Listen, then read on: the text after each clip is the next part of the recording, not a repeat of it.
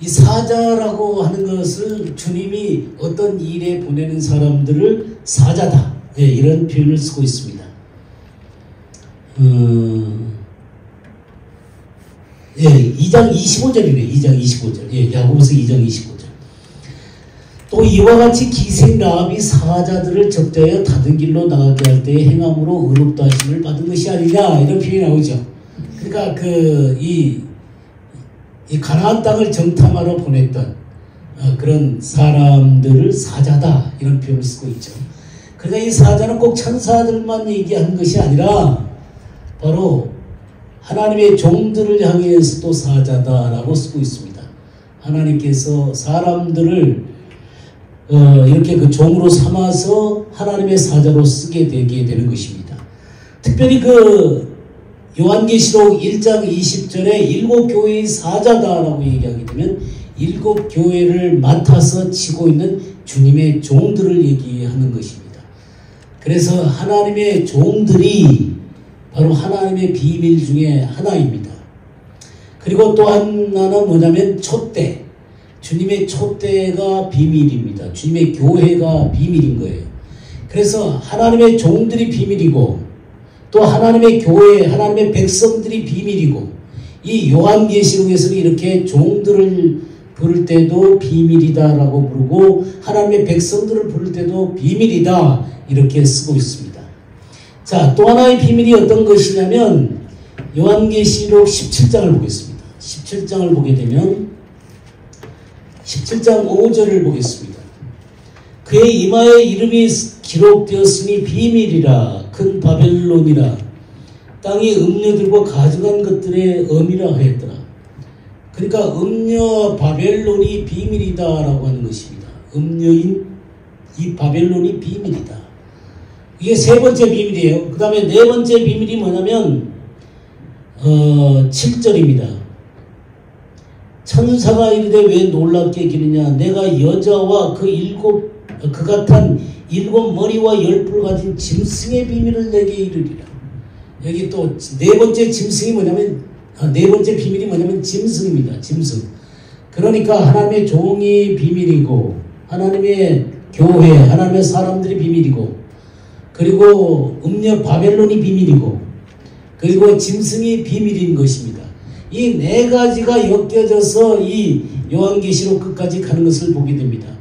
그래서 하나님의 종들이 우리가 읽는 이 요한계시록 7장에 나오게 되고 또 이 하나님의 종이 11장 두 증인으로 나오게 되고 그리고 이 두 증인이 14장에 이렇게 하늘로 올라가게 되는 그런 장면을 보시게 될 것입니다.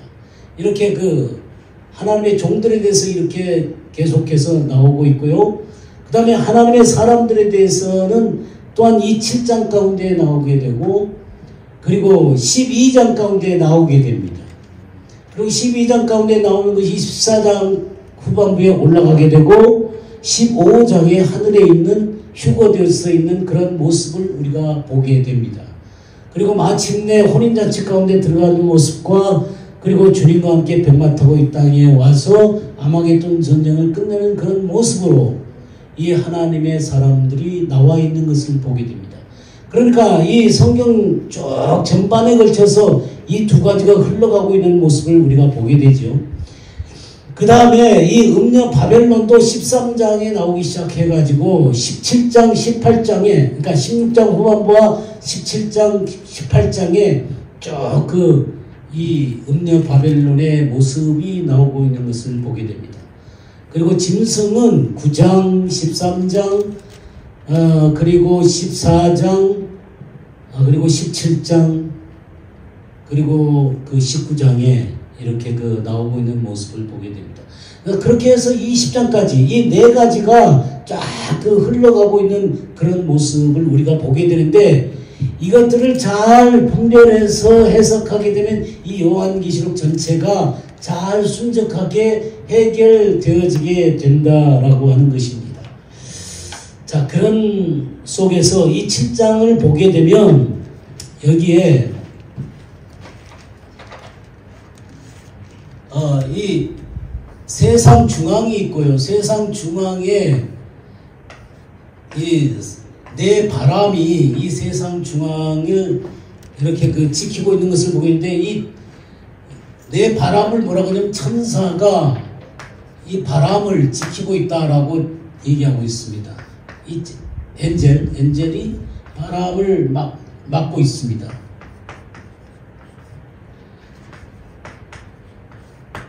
여기 그렇게 되어 있죠. 7장 1절 한번 봐보세요. 이후에 내가 내 천사가 땅 내 모퉁이에 선 것을 보니, 이렇게 내 모퉁이에 섰어요. 땅의 사방에 바람을 붙잡아 바람으로 하여금 땅에나 바다에나 각종 나무에 불지 못하게 하더라 그랬어요. 그래서 이 땅 모퉁이의 네 개를 보게 되는데, 그럼 이 중앙은 어디? 중앙이 어디겠습니까? 네, 우리 에스겔서 38장 한번 볼까요? 에스겔서 38장 12절을 한번 볼까요? 38장 12절. 우리 다 같이 한번 읽어보겠습니다. 시작. 물건을 겁탈하며 노력하리라 하고 내 손을 들어서 황폐하였다가 지금 사람이 거주하는 땅과 여러 나라에서 모여서 짐승과 재물을 얻고 세상 중앙에 거주하는 백성을 치고자 할 때에, 여기에 세상 중앙에 거하는 백성을 치고자 했다고 그랬습니다. 이스라엘 백성이 이제 세계에서부터 알리아해가지고 전부 다 와가지고 이스라엘에서 독립하고 한 나라를 이루면서 살아가고 있는 그때 그들이 세상 중앙에 거주한다고 그랬어요. 그를 치러 오는 족속들이 있다라고 얘기하고 있습니다. 그래서 이 세상 중앙은 어디냐면 예루살렘입니다. 이 예루살렘이 세상의 중앙입니다. 여러분들이 그 이스라엘에 가게 되면 이런 그림을 보시게 될 것입니다. 그 시청 앞에 그림이 그려져 있어요.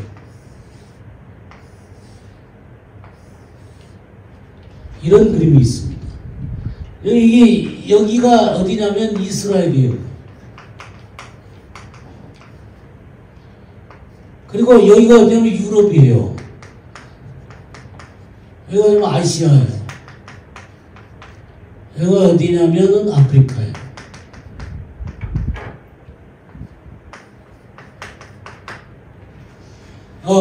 여러분들 그 이스라엘 땅이 이 세 대륙에 딱 접점 지역이 있어요. 그래서 유럽에서 아시아를 치러 오려면 이곳을 꼭 건너가야 됩니다. 또 아프리카에서 이 유럽 땅이나 아시아로 가려고 해도 이곳을 또 거쳐야 돼요. 그리고 아시아에서 유럽이나 아프리카로 가려면 이곳을 거쳐야 됩니다. 그러니까 이 세상 중앙이다 그 말이에요. 이 세상 중앙에 있는 이 나라, 이 예루살렘을 중심으로 세계가 이렇게 그 내 모퉁이에 천사가 바람을 불지 못하도록 막고 있다는 얘기죠. 그러니까 세계 정세를 막고 있다 그런 얘기죠. 세계 정세를 막으면서 하나님의 종들에게 인치기까지 이렇게 이 세상의 정사들을 막고 있는 모습을 보게 됩니다. 자, 우리 예루살렘에서 바로 위쪽으로 올라가면 어딘지 아세요? 모스크바예요. 모스크바. 정북방에 있습니다. 그리고 이쪽 예루살렘에서 쭉 서쪽으로 가면 어디가 나오냐면 달라스가 나옵니다. 미국 달라스가 나옵니다. 그 다음에 이 예루살렘에서 남쪽으로 쭉 내려가면 제가 이 아프리카 케이프타운에 갔다가 알게 됐어요. 케이프타운이더라고요. 이 케이프타운이에요. 그리고 이 동쪽으로 쭉 가면 어딘지 아세요? 상하이에요. 상하이. 이렇게 네 구퉁이에 이 천사들이 바람을 붙잡고 바람이 불지 못하게 하는 것입니다. 불지 못하게 하는 이유가 뭐예요? 거기에 성경에 뭐라고 되어 있어요? 보게 되면은 또 봄에 다른 천사가 살아계신 하나님의 일을 가지고 해돋는 데로부터 올라와서 땅과 바다를 해롭게 할 권세를 받은 네 천사를 향하여 큰 소리로 외쳐 이르되 우리 하나님의 종들의 이마에 인치기까지. 누구요? 하나님의 종들에게 인치기까지. 하나님의 종. 그러니까 그냥 모든 성도들에게 인치는 게 아닙니다. 하나님의 종들에게 인치는 거예요. 근데 오늘날도 이 세계가 이렇게 그 대충 이 4개의 세력들이 움직이고 있는 건 아시죠? 위쪽은 어디예요? 오늘도 프리고진이 푸틴에 의해서 죽임을 당했더라고요. 이 러시아가 있습니다. 러시아. 그 다음에 동쪽은 어딜 것 같아요? 중국 있죠. 그죠? 중국. 이쪽은요? 네, 유럽과 미국이 있습니다. 그럼 이쪽은 어디예요? 여기는 중동이죠. 그러니까 이렇게 그 4개의 세력이 이 지구에 지금 맞물려서 돌아가고 있습니다. 그러면서 이 정사가 쉽게 움직이지 못하도록 하나님의 종들에게 인치기까지 해하지 못하도록 하나님께서 말씀하고 있는 것을 보게 됩니다. 이것을 맡은 천사들이 있다는 사실들을 보게 되죠. 지금 메시아닉 주가 얼만큼 될까요? 현재 메시아닉 주가 얼만큼 될 것 같아요? 온 세상의 메시아닉 주가 한 100만쯤 됩니다. 온 세상의 메시아닉 주들이 100만쯤 돼요. 그리고 이스라엘 땅에는 한 4만 5천? 이스라엘 땅에는 한 4만 5천 정도 됩니다. 그리고 온 세상에는 한 100만 정도가 메시아닉 주입니다. 자, 그런데 여기에 하나님의 종들 해놓고 뭐라고 얘기하냐면 4절 보세요. 내가 인침을 받은 자의 수를 들으니 이스라엘 자손의 각 지파 중에서 인침을 받은 자들이 14만 4천이다. 어느 나라요? 네, 이스라엘 자손의 각 지파. 이스라엘 자손의 각 지파에서 14만 4천이 하나님의 종들이다라고 하는 것입니다. 자, 근데 이 14만 4천을 전부 다 구원받은 사람이라고 생각하면 곤란합니다. 지금 메시아닉 주만 해도 100만이나 되는데 14만 4천만 구원받는다 그러면 어떻게 해요? 좀 문제가 생기겠죠? 예. 14만 4천으로는 뭐냐면 하나님의 종들을 얘기하는 것입니다. 하나님의 종들. 그냥 이 100만 정도 되는 사람들이 아직 지금 현재 구원받아 있고 앞으로도 계속해서 이 메시아닉 주들은 늘어나게 될 것입니다. 근데 14만 4천만이 구원을 받았다 이런 말은 좀 곤란하겠죠. 근데 왜 14만 4천이 자꾸만 얘기되냐면 우리나라에서 이 신천지 걔네들이 자기네들이 14만 4천이라는 거예요. 그래갖고 지금 군포인가 어딘가 이렇게 만들어 놓고 거기 14만 4천이 모이는 예루살렘이라는 거예요. 그럼 14만 4천이 늘어나니까 또 이 늘어나는 이 숫자들을 또 얘기합니다. 이게 이 신천지만 그러는 게 아니에요. 또 저기 그 제치를 안 시켜도 그랬고요. 그리고 또 저기 누구냐 그 여호와의 증인들도 그랬어요. 처음에 14만 4천이 안 되고 이제 처음에 이 사람들을 늘려갈 때는 14만 4천만 구원받는다 그래 놓고는 시간이 지나면 14만 4천이 넘어가니까 또 다른 얘기하고 또 다른 얘기하고 이런 식으로 얘기를 하는 것입니다. 그러나 중요한 것은 성경은 14만 4천을 얘기합니다. 또 하나 이제 어떤 문제가 또 있냐면 이 14만 4천을 얘기할 때 많은 그 학자들은 이렇게 얘기합니다. 12 곱하기 1000. 그러니까 12는 그 구약 그 12지파들을 얘기하는 거다.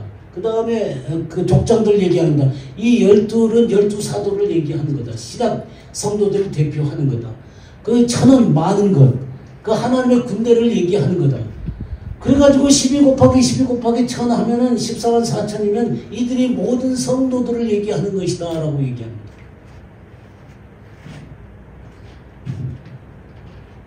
근데 여러분들 7장 4절에 성경은 뭐라고 얘기해요? 이스라엘 자손이다 그렇게 얘기하고 있습니다. 성경은 뭐라고 얘기해요? 이스라엘 자손이다라고 얘기합니다. 그러면 만약에 이스라엘 자손이 온 믿는 성도라면 이 지파들은 또 누구예요? 요셉 지파는 누굽니까? 어느 나라예요? 므낫세 지파는 어느 나라가 되는 거예요? 그 다음에 르우벤 지파는 어느 나라가 돼요? 그러니까 이게 말이 안 되는 거죠. 그러니까 각 지파들 가운데 1만 2천씩 1만 2천씩 해갖고 14만 4천이 됐는데 이게 모든 나라 족속이라면 그러면 이런 나라들도 다 나눠야 될 거 아니야. 그러니까 이런 식으로 생각하면 안 됩니다. 이런 식으로 하라고 성경이 얘기한 것도 없고 그냥 성경은 이스라엘 자손 지파 중에 14만 4천이다 라고 얘기하고 있습니다. 아셨죠? 이건 대단히 중요한 얘기입니다. 그러니까 때가 될 때까지 때가 될 때까지 이 14만 4천 바로 이 14만 4천은 누구라고 그랬냐면 3절에 누구라고 그랬어요? 하나님의 종들. 하나님의 종들. 예, 하나님의 종들이에요. 하나님의 특별한 목적을 위해서 하나님께서 택하신 종들. 바로 이들이 두 증인들이에요. 나중에 이제 두 증인에 대한 얘기를 하게 될 것입니다만은 이들이 바로 두 증인이고 이 7년 대환란 가운데 이들이 활동해서 하나님의 역사를 감당해 내게 되게 되는 것입니다. 이 하나님의 종들이 그 일을 하는 거예요. 근데 참 여기 보게 되면 므낫세 지파가 나오게 되고 또 8절에 보면 요셉 지파가 나옵니다. 요셉 지파. 사실 요셉 지파에서 누가 나와요? 므낫세 지파와 에브라임 지파가 나오죠. 에브라임 지파가 나오는데 므낫세 지파는 따로 나오는데 에브라임 지파는 나오지 않고 요셉 지파로 나옵니다. 요셉 지파로 나온다는 얘기는 바로 이 요셉 지파가 바로 에브라임 지파를 의미하는 것입니다. 그리고 여기 레위 지파도 나오고요. 근데 여러분들 이 12지파가 나오는데 빠진 지파가 있다는 사실을 아세요? 이 12지파 중에서 한 지파가 딱 빠졌어요. 이제 보통 12지파잖아요. 12지파인데 나중에 요셉이 므낫세 지파하고 에브라임 지파로 나눠져서 13지파가 되는 거잖아요. 그리고 레위 지파는 보통 빠져갖고 흩어져갖고 각 지파들 속에 이렇게 들어가기 때문에 12지파로 이렇게 나오게 됩니다. 레위 지파 빠지고. 근데 이 요한계시록 7장에 나오는 지파는 전부 다 12지파예요. 레위 지파도 나오게 되고 요셉 지파 2지파가 나오고 한 지파가 빠졌어요. 네, 단지파가 빠졌어요. 단지파가 빠졌습니다. 왜 이 단지파가 빠졌을까? 그 제가 조금 이따가 말씀을 드리기로 하고요.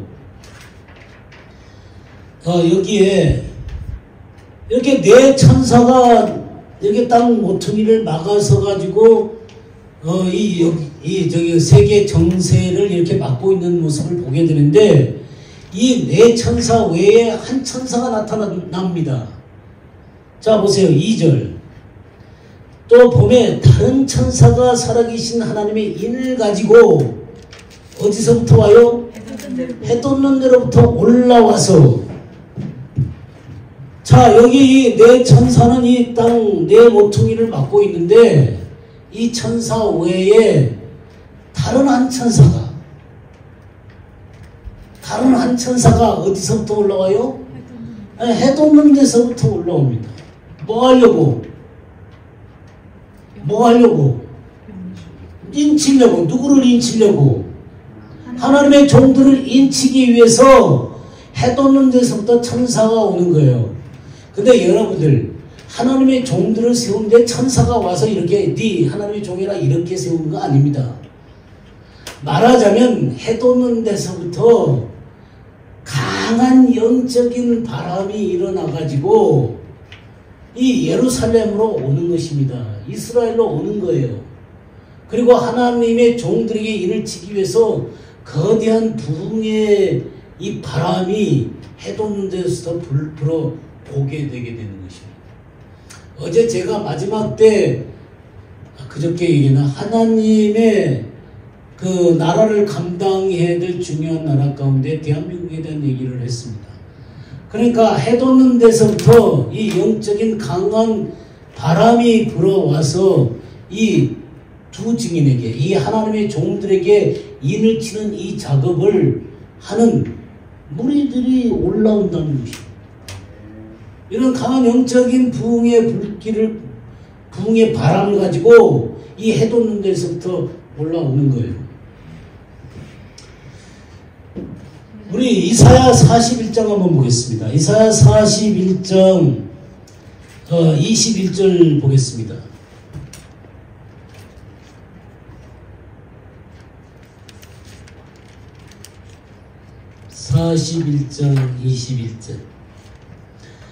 나 여호와가 말하노니 너희 우상들은 소송하라. 야곱의 왕이 말하노니 너희는 확실한 증거를 보이라.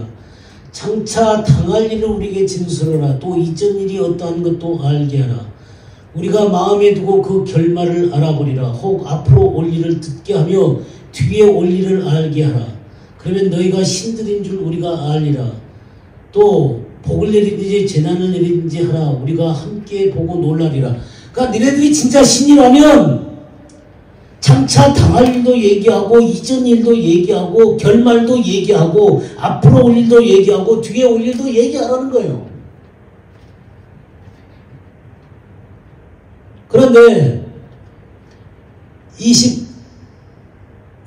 보라 너희는 아무것도 아니며 너희의 일은 허망하며 너희를 택한 자는 가증하니라. 그러니까 참된 신이 아닌 자들은 가증한 자들이고 허망한 것들이다 라고 얘기를 하고 있습니다.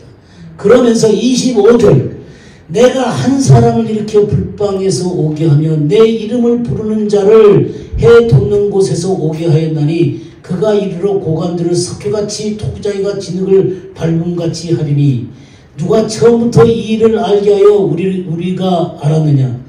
누가 이전부터 알게 하여 우리가 옳다고 말하게 하였느냐. 알게 하는 자도 없고 들려주는 자도 없고 너희 말을 듣는 자도 없도다. 내가 비로소 시온에서 너희는 이제 그들을 보라 하였노라. 내가 기쁜 소식 전할 자를 예루살렘에 주리라. 여기요 25절에 내가 한 사람을 일으킨다 했는데 이 한 사람은 없습니다. 이 성경에 이 한 사람은 없어요. 그가 오게 하는 자들은 온다는 거예요. 그들이 누구냐면 27절 내가 비로소 시온에게 너희는 이제 뭐라 그랬어요? 그들을 보라. 그들을 보라. 내가 기쁜 소식 전할 자들을 예루살렘에 주리라 그 말이에요. 그가 이 예루살렘에 기쁜 소식 전할 자들이 온다는 겁니다. 해돋는 데서부터. 근데 그게 한 사람이 아니란 말이에요. 그러니까 이렇게 그 하나님의 천사들과 함께 그러니까 이 해돋는 데서부터 부흥을 몰고 오는 천사와 함께 하나님의 백성들 속에 하나님이 부흥을 그 속에 주게 해서 이 하나님의 영의 바람을 타고 오는 이 기쁜 소식 전할 자들을 예루살렘에 준단 말이에요. 저는 이 해돋는 데서부터 부르는 이 자들이 바로 대한민국에서 온다고 저는 생각을 합니다. 너무 재밌죠. 이 성경에 이런 기술들은 너무너무 참 재밌습니다. 그리고 하나님의 이 역사 가운데 이 대한민국 이 해돋는 데서부터 이 역사를 일으킬 한 민족에 대해서 성경이 얘기하고 있다는 게 저는 너무너무 기가 막혀요. 그리고 이런 나라를 실질적으로 해돋는 데서부터 이 일을 감당할 나라를 한번 찾아보세요. 예, 이 딱 한 나라밖에 안 나와요. 그러니까 이런 것들을 가슴에 품고 하나님 앞에 기도하고 우리를 써주세요. 이 마지막 때 우리를 써주세요. 그런 나라가 어디 있는가 한번 찾아보세요. 여러분들 일본은 세계를 정복할 꿈을 갖고 있는 나라예요. 중국도 마찬가지입니다. 러시아도 마찬가지예요. 미국도 패권을 지으려고 하고 있는 나라예요. 그래서 이 패권을 중국이 지려고 하니까 지금 미국이 그냥 까대고 있는 거예요. 근데 대한민국 사람한테 한번 물어보세요. 세계를 정복할 의사가 있는가? 이 대한민국 사람들은 세계를 정복할 의사가 없어요. 근데 가서 세계 선교하자 그러면 막 좋아하고 자기가 있는 거 없는 거 다 내놓고 세계 선교하자 하는 거예요. 그 이스라엘을 우리가 주님 앞에서 세우자 그래갖고 또 나가는 민족이 또 누구예요? 이번에 또 시온대회 거창하게 이 시청 앞에서 했죠. 이런 민족이 어느 나라밖에 없어요. 이게 대한민국밖에 없어요. 참 이상한 나라예요. 이 대한민국은 이런 특별한 하나님의 목적을 위해서 마지막 때에 세우는 비밀 병기들이에요. 근데 하나님께서 어떻게 지금 역사하고 있는가 보세요. 방산에서, K-푸드에서, K-팝에서, K-드라마에서, 그 다음에 또 그 K-뷰티에서 그냥 온갖 것을 다 일으키고 계시잖아요. 이 대한민국이 그냥 세계에서 그냥 바로 그냥 계속 올라가고 있는 중이에요. 왜 이런 일들을 하게 하실 것 같아요? 왜 지금 중국하고 미국하고 이렇게 부딪혀갖고 싸우게 하는지 아세요?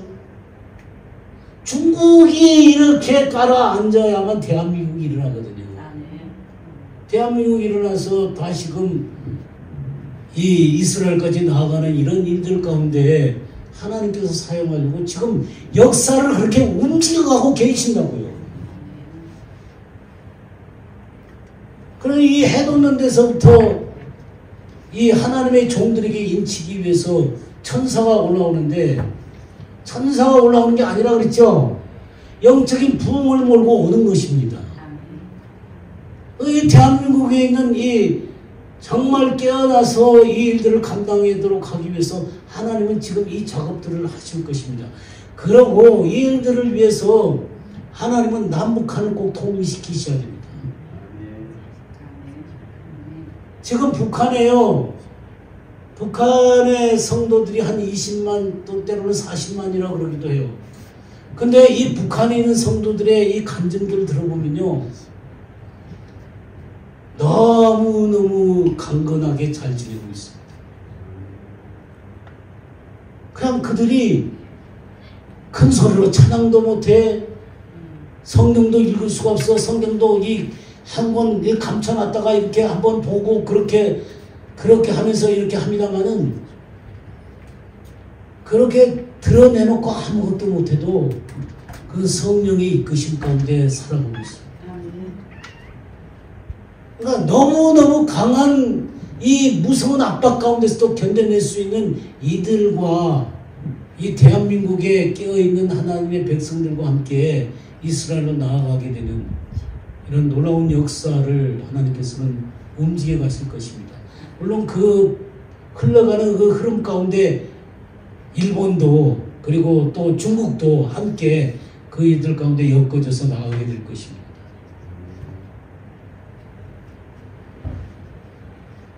한 군데 더 볼까요? 이사야 46장을 한번 보겠습니다. 이사야 46장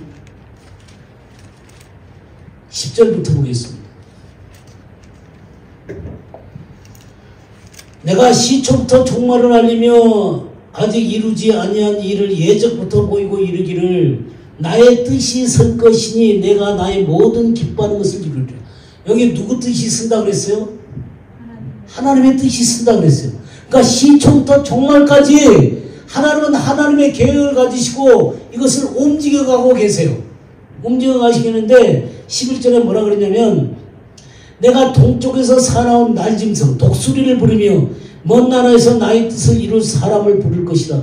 내가 말하였은즉 반드시 이룰 것이며 계획하였은즉 반드시 시행하리라. 여기 동쪽에서 독수리를 불러내신다고요.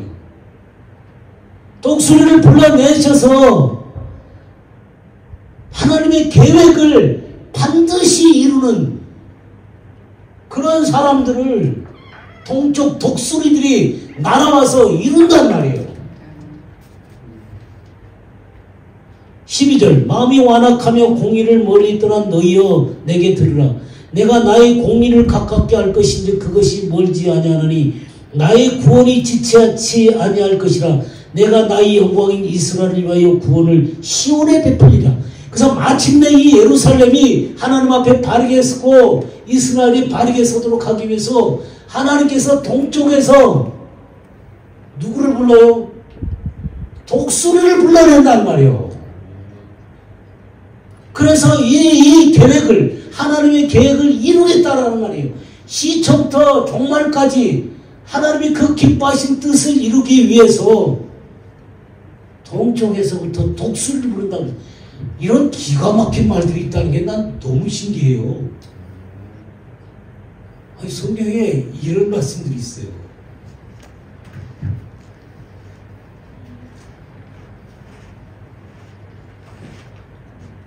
아마 어떤 사람들이 그러겠죠. 그런 말씀들을 그런 식으로 그냥 함부로 인용해갖고 대한민국에다 붙이면 그게 성경을 바르게 해석하는 것입니까? 뭐 그렇게 얘기할 사람이 있겠죠. 근데 내 눈에는 그렇게 보이는 걸 어떡합니까? 이거를 다른 걸로 아무리 해석해보면, 아니 고레스, 얘 고레스다 그래요. 고레스가 이스라엘 백성들에게 내 땅으로 가서 성전을 지으라 그랬을 때 5만이 왔어요. 5만. 그 황폐한 땅에 5만이 와서 성전을 지었습니다. 그리고 이 예루살렘이 왕성하게 섰습니까? 여전히 다른 민족들의 지배 밑에 있었어요. 페르시아 지배 밑에, 헬라 지배 밑에, 로마 지배 밑에. 그러다가 망해갖고는 세상이 흩어졌어요. 근데 이 시온이 구원을 받고 시온이 나는 이런 영광스러운 역사가 있다라고 말씀하고 있는데 이것을 이룰 민족이 그냥 고레스예요? 그러니까 고레스는 그 하나의 뭐라 그럴까 예증이다 이렇게 말할 수 있어요. 그러니까 그 일들이 이루어져 가는 가운데 하나님께서 쓰는 한 사람이다라고 말할 수 있어요. 그러나 근본적인 목적이 온전히 이루어진 것이 아닙니다.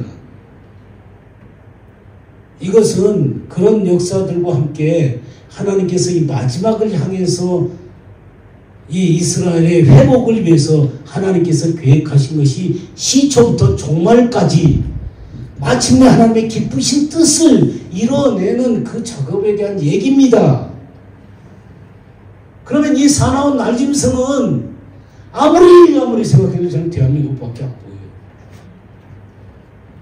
보여요. 이 동쪽에서부터 해 돋는 데서부터 이 천사가 부흥의 바람을 몰고 올라와서 누구에게 인을 쳐요? 하나님의 종들에게 인을 치는 것입니다. 이해가 되셨죠? 네. 그리고 단지파가 빠졌습니다. 단지파가 빠졌는데 이 단지파가 왜 빠졌을까? 우리 창세기 30장 6절 보겠습니다.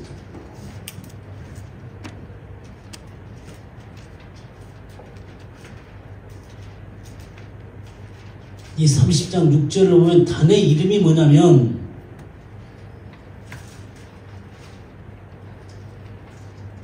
억울함을 풀다는 것입니다.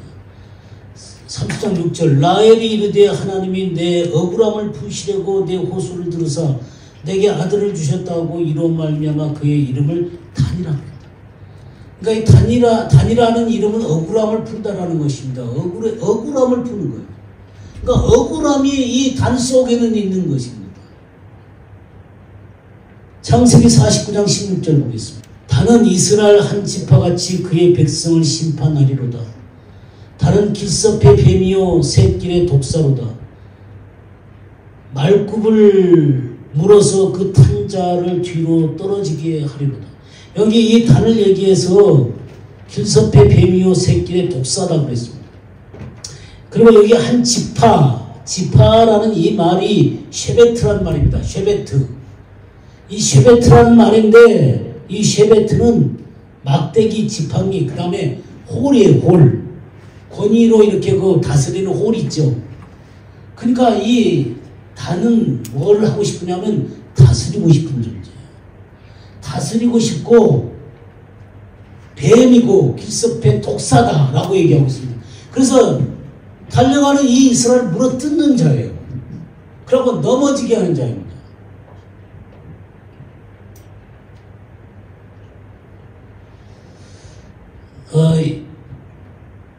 그래서 많은 사람들은 이 적그리스도가 단지파에서 나올 것이다 라고 생각을 합니다. 그러니까 이스라엘 백성이 아닌 사람들, 유대인이 아닌 사람들에게 굴복하지 않습니다. 만약 그 7년 대환란을 위해서 이 평화조약을 맺게 될 경우에 평화조약을 맺게 되는 이 적그리스도는 단지파에서 나올 것이다 라고 얘기를 합니다. 이거는 이제 여러 그 교부들, 어거스틴도 그랬고 암브로스도 그랬고 하여튼 그런 그 교부들도 이 적그리스도는 단지파에서 나올 것이다 라고 얘기를 합니다. 아무튼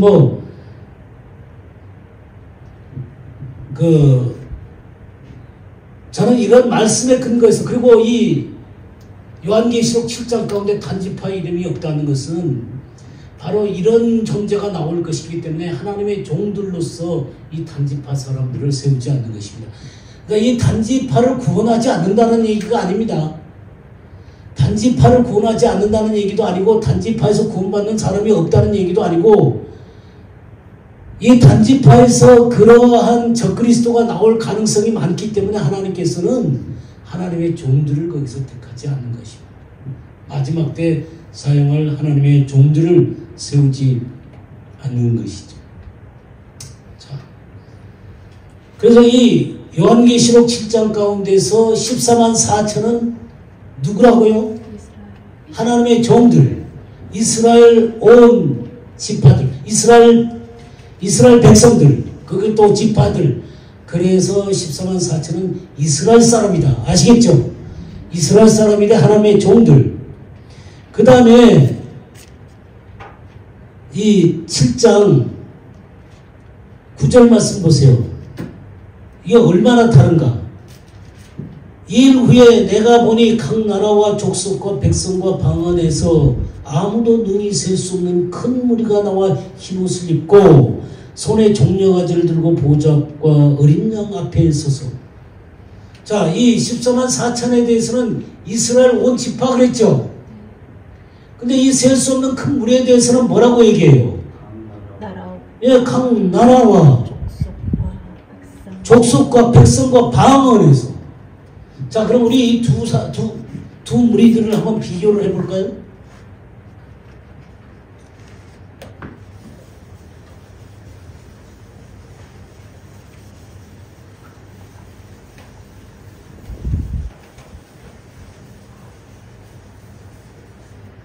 이게 물을 누가 이렇게 해놨네?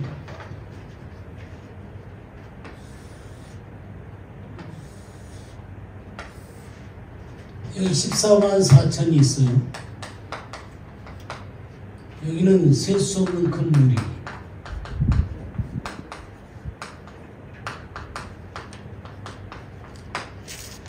자, 우리 비교 한번 해보십시다. 대상은 누구예요? 대상. 자, 1대상. 14만 4천 누구예요? 이스라엘 온 족속. 이 셀 수 없는 큰 무리는요? 각 나라, 백성, 방언, 족속. 이게 어떻게 같아요? 그 다음에 숫자.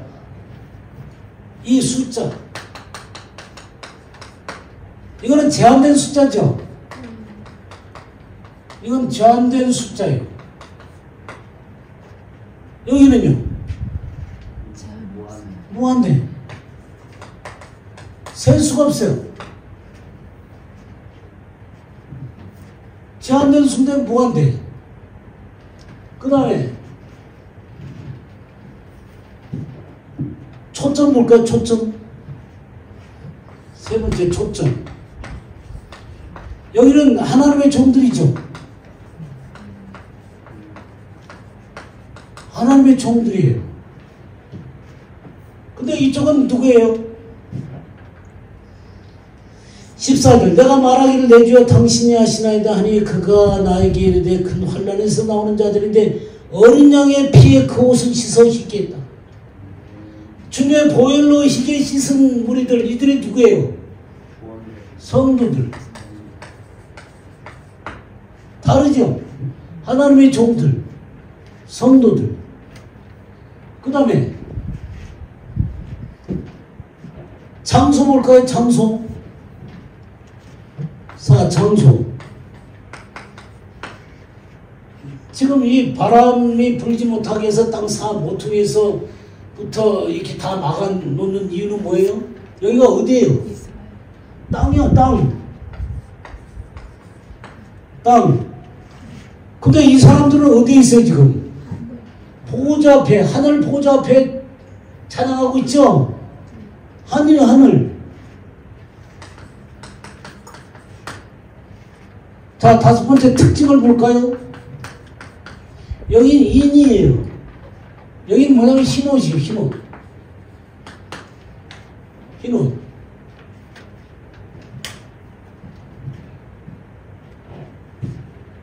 활동 시기도 달라요. 이 사람들은 나중에 여러분들과 보겠지만 환난 전반기예요. 이 무리들이 이 휴거하는 그때는 뭐냐면 환난 후반기예요.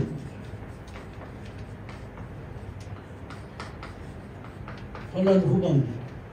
이거 시기. 마지막으로 목적.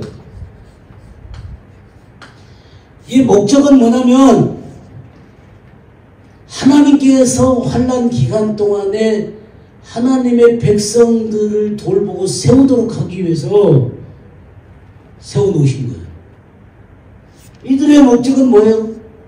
보좌 앞에서 하나님을 찬양하고 영광을 돌리고. 이 같을 수가 있겠어요? 전혀 다른 무리다라고 하는 것들을 얘기해주고 있습니다. 그래서 뭐 12 곱하기 12 곱하기 1000 해가지고 바로 모든 구원받은 성도들이고 그들이 이 각 나라와 족속과 백성과 방언 가운데서 구원받은 자들이다라고 얘기하는데 만약 그렇게 되어지게 되면 이스라엘이라는 나라는 죽어버리고 마는 거예요. 그리고 각 지파도 다 죽어버리고 마는 거예요.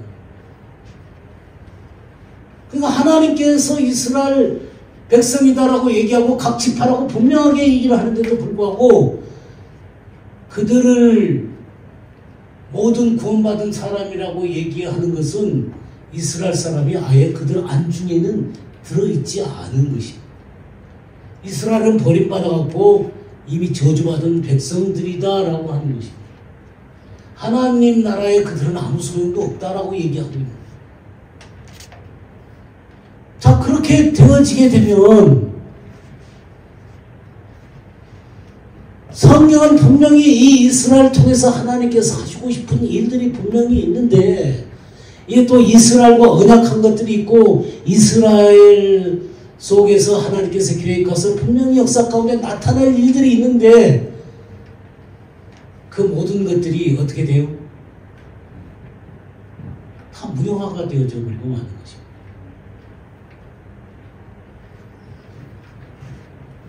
그런 하나님의 근본 계획들을 다 뒤틀려 놓는 거예요. 그러니까 이렇게 해석하는 중요한 이유들이 뭐냐면 이스라엘을 이 역사 가운데 지워버리고 그냥 그것을 교회가 완전히 대체했다는 것입니다. 그냥 구약시대 때만 하나님의 백성이고 그들이 예수님을 죽였기 때문에 하나님은 그들을 증오한다는 것입니다. 하나님이 증오해요? 하나님이 이스라엘 백성들 증오해요. 하나님은 하나님의 언약을 지키는 분이세요. 한 번도 내가 너네들이 나를 떠나고 나를 버리고 나를 모른 채 한다 할지라도 내가 너네 조상들하고 한 맺은 언약을 내가 잊지 아니하리라. 이렇게 말씀하시는 분이 있어요. 그 언약을 잊지 않으시는 분이 있어요. 그런 이스라엘과 맺은 이 언약을 파괴시켜버리고 마치 이스라엘 백성들이 토사구팽 당한 것처럼 그렇게 만들어버리게 되면 우리는 본래 백성이었던 이스라엘 백성들이 하나님 앞에 바르게 서지 못함으로 버려질 수 있다면 우리들도 또한 얼마든지 버려질 수 있습니다. 그 약속을 믿을 수가 없습니다. 하나님이 세상을 이처럼 사랑하사 독생자를 주셨으니 이는 저를 믿는 자마다 멸망치 않고 영생을 얻게 하시리라 그랬잖아요. 영원한 생명을 얻었다. 나 영원한 생명을 얻었는데 이스라엘 백성들과 영원히 너희들은 내 백성들이고 내가 영원히 너희들을 붙들 것이라고 약속을 했는데 그 약속이 파기되어지게 된다면 이 둘째 백성인 우리들과 맺은 언약이 파기되어지지 않을 것이라고 어떻게 보장을 해요?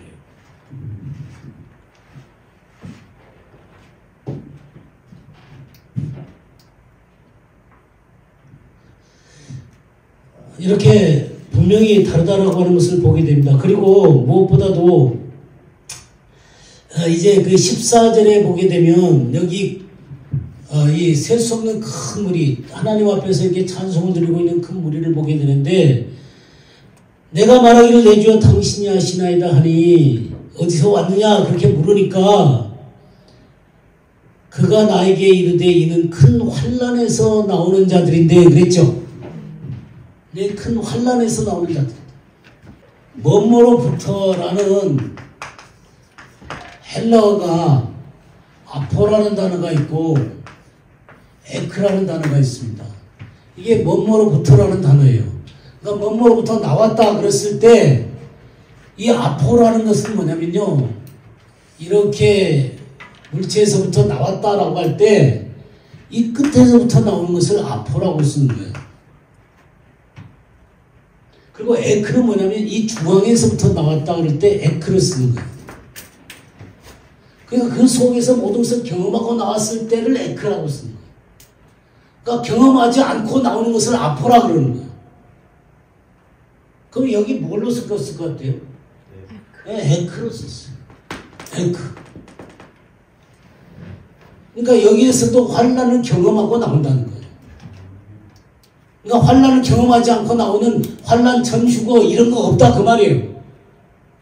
여기 이들이 어디서부터 왔냐 그러니까 이들은 환난을 경험하고 나온 무리들이다 그 말이에요.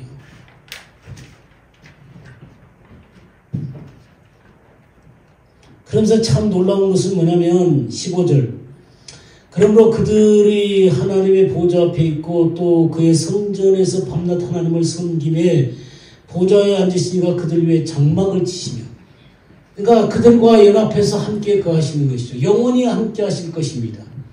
영원히 함께 하실 뿐만 아니라 줄이지도 아니하며 목마르지도 아니하고 해나 뜨거운 기운에 상하지도 아니하리니 참 우리가 인생을 살아가면 때때로 줄이는 일들, 목마른 갈증들, 뜨거운 인생의 바람이 불어서 우리를 너무 괴롭게 합니다.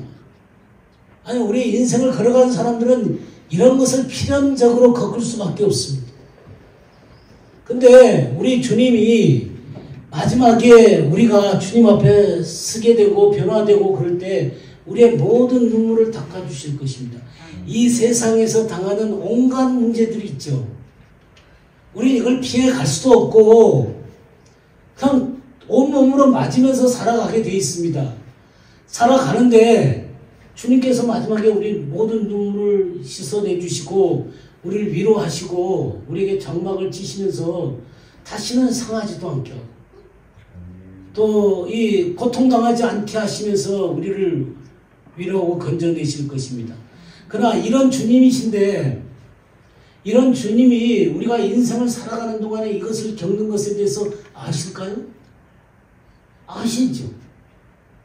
그 주님이 아시죠. 그런데 우리 성경은 뭔 얘기를 하냐면 우리가 환난 중에도 즐거워하나니 이는 환난은 인내는 연단을 연단은 소망을 이루는 줄 안다고 그랬어요. 그러니까 우리에게는 놀라운 소망이 있습니다. 놀라운 소망이 있는데 이 인생을 살아가면서 환난이 온다 이거죠. 근데 놀랍게 성경은 환난 중에도 즐거워한다고 그랬어요. 왜? 우리들의 목적이 이곳이 전부가 아니기 때문에 그렇습니다. 이 세상이 우리의 목적의 전부가 아니기 때문이에요. 아니 그렇다고 해서 주님이 우리는 이 세상의 도피주의가 되라는 얘기를 하는 건 아닙니다. 우리는 이 세상 가운데 살 때 우리 열심히 살아야 됩니다. 그러나 이 세상 자체가 우리의 목적은 아닙니다. 열심히 살아야 되는 중요한 목적이 그의 나라와 의를 위해서입니다. 그래서 내가 잘 먹고 잘 살기 위해서만이 아니라 먹고 살아야 되겠죠. 먹고 살아야 되겠지만 이것만을 위해서 살지 않고 우리의 인생의 목적이 그의 나라와 의가 되어져 있고 또 그렇게 살아갈 때 주님께서 또 뭐라고 약속하시냐면 이 모든 것을 너에게 더하시겠다. 그러니까 너희가 그 목적을 그의 나라와 의를 향해서 걸어간다면 내가 이 모든 것을 너에게 더하시겠다라고 하십니다. 그 얘기는 내가 내 인생에서 책임지겠다라고 하는 것이죠. 네 눈에 눈물이 흐를 수도 있고 더위에 상할 수도 있을 것이고 또 정말 그 목에 갈증이 느낄 때도 있을 것이고 배고파서 죽을 때도 있을 것이다. 그러나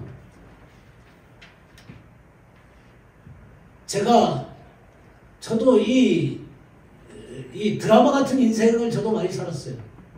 그냥 제가 처음 일대가 돼가지고 예수를 믿고 나서 우리 아버지는 향교 정부였는데 그냥 일대가 돼가지고 그 온갖 집안에서 잡신 섬기고 우상 섬기고 그냥 그래왔던 그런 길 가운데 그런 집안에서 이렇게 구원을 받아가지고 목사가 돼갖고 하나님의 종들이 되질 때까지 어마어마한 문제들이 그냥 제 인생에 다가오는데 뭐 감당도 못할 나한테 그렇게 다가오는 거예요. 그냥 올라섰다가 던져봤죠. 올라섰다가 던져봤죠. 이런 인생을 살아오는데 주님은 나를 끝끝내 구원해내시더라. 끝끝내 세우시더라. 이런 온갖 문제들 가운데 쓰러지지 않게 하시고 무너지지 않게 하시고 아니 더 견고하게 하시고 더 분명한 하나님의 사람으로 세워가시면서 그래서 환난 중에도 즐거워하려니 이 환난은 인내를 그러니까 인내는 연단이라는 말이 뭐냐면 성품이라는 단어예요. 그러니까 하나님의 합당한 성품으로 나를 만들어가는 것입니다. 꺾이지 않는 성품, 아름다운 성품. 그냥 그런 상처 투성이에 제 자신이 사람들과의 관계라든가 어떤 문제를 대할 때 제대로 그 문제들을 처리하고 설 수 있었겠어요? 뭐 뒤죽박죽이었겠죠. 그러나 지금 제가 어느 자리에 가서는 어떤 상황에 가서는 사람이 많거나 적거나 저는 제가 주님 앞에 아주 견고한 자로 하나님의 종으로 하나님의 분명한 성품으로 저는 제 자신이 서 있는 것을 압니다. 별로 흔들리지 않아요. 그러니까 이렇게 세워주시는 것은 나하고 함께 계시는 주님이 그렇게 하시는 거거든요. 이 주님과 친밀하시기를 바랍니다. 주님은 끝끝내 마침내 우리는 완전하게 우리를 갈증을 안 느끼는 사람으로 배고픔을 안 느끼는 사람으로 그리고 상하지 않는 사람으로 그리고 인생의 모든 눈물을 다 닦으셔서 정말 기쁨 충만한 사람으로 우리를 세워주실 것입니다. 그러나 그때까지 흔들리지 마세요. 흔들리지 마시고 이 영광스러운 소망을 주신 주님 앞에 정말 감사하지 않을 수 없습니다. 어제 제가 여러분들과 함께 그 6장을 얘기하면서 마태복음 24장과 함께 그 이스라엘을 회복시키시는 그 하나님의 손길에 대해서 같이 공부를 했었습니다. 근데 그 본격적인 산통, 본격적인 산통이 그 가장 큰 환란을 당하고 천재지변이 일어나는 그런 상황들 가운데 바로 이 요한계시록 7장을 주신 중요한 이유는 뭐냐면 하나님께서 이 고통을 당하는 하나님의 백성들을 위해서 하나님께서는 하나님의 종들을 세운다는 겁니다. 이게 하나님의 대책이에요. 하나님의 종들을 세워서 그들을 붙들어 주도록 하기 위해서 하나님 종들을 세운 거예요. 이게 하나님의 대책이에요. 그리고 이 7장의 후반부에 나오는 정말 이 휴거에 대한 이 소망, 이 하나님 나라에 서게 되는 이 놀라운 소망을 그들 가운데 주어서 어떤 환난이나 문제나 상황들이 닥칠 때 꺾이지 않고 마침내 이 소망을 이루시는 하나님을 기대하면서 꼿꼿하게 이것들을 이겨내도록 하게 하신 하나님의 놀라운 대책이라는 거예요. 이 요한계시록 7장이라는 게 그렇게 이 6장 후반부에 나와서 7장에 이렇게 나오게 된 것은 하나님의 놀라운 대책이라는 사실을 여러분들 깊이 인식하셨으면 좋겠습니다. 자, 그 다음에 8장을 보겠습니다. 8장을 보면 8장 1절부터 4절까지 보겠습니다. 다 같이 한번 8장 1절에서 4절까지 읽어보도록 하겠습니다. 일곱째 인을 떼실 때 하늘이 반 시간쯤 고요하더니 내가 보매 하나님 앞에 일곱 천사가 서 있어 일곱 나팔을 받았더라. 또 다른 천사가 와서 제단 곁에 서서 금 향로를 가지고 많은 향을 받았으니 이는 모든 성도의 기도와 합하여 보좌 금 제단에 드리고자 합니다. 향연이 성도의 기도와 함께 천사의 손으로부터 하나님 앞으로 올라가는지라 그랬죠. 여기 지금 일곱째 인을 떼실 때 하늘이 반 시간쯤 고요했다 그랬죠. 그죠? 그러면서 2절에 내가 보면 하나님 앞에 일곱 천사가 서 있어 일곱 나팔을 받았더라. 그러니까